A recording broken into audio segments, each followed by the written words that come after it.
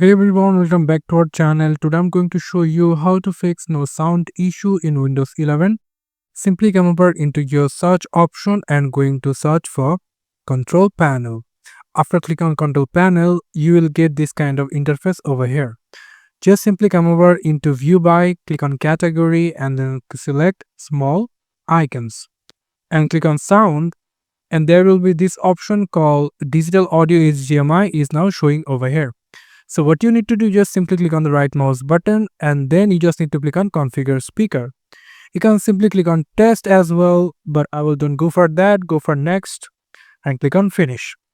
After that, what we're going to do, we will going to go for properties and then go for enhancement. And after that here, we will just click on this disable all enhancement and click apply and click OK.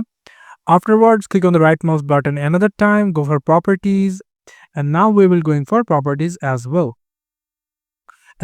So now we will going for levels over here.